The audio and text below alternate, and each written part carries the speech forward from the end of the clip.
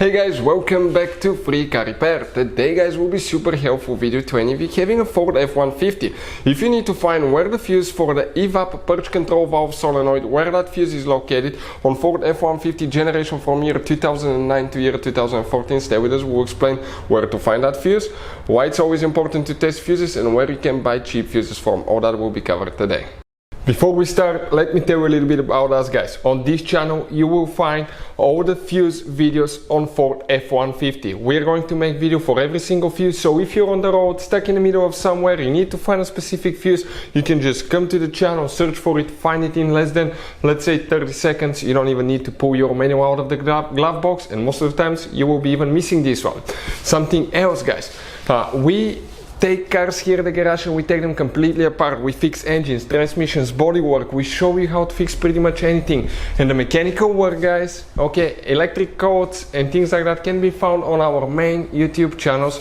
Those are our older channels, and this one is our new channel where we're going to share just fuses so we can make it really convenient for you to find the information that you need. Now if you need to buy replacement fuses, relays for your Ford F-150, because those can be really expensive at the parts store or the dealership, check out the link in the description of the video below. That's where we get all our tool supplies from, and you can get them at a really good price and quick shipping as well. So let's continue. So let's explain what we have here specifically guys. This is we'll demonstrate on 2012 F-150, but even if you have a different year, that generation F-150, it will work as well. Once you open the hood on your F-150, you're going to find out that the fuse box is located right above the radiator. You need to open that lid, and once you open it, you're going to notice guys that you have the fuse box layout just like that. Now you will be facing this side, and that will be towards the windshield, the relays right here. It's always a good idea to test fuses and relays so you don't waste your money and time.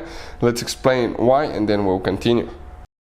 So let me explain why it's super important guys to test fuses. Fuses, not often you can see if they're burnt or they're good. Sometimes they may seem perfectly fine, you think it's a good fuse, you put it back in and you end up spending money and time on parts and problems that do not exist guys, when all you had to do, test your fuse, find out it's bad, replace it, fix your problem. So we will have a video how to test a fuse, okay, different kinds of fuses, and how to test relays guys. We're going to put the link in the description of the video below specifically to that video. Please check it out.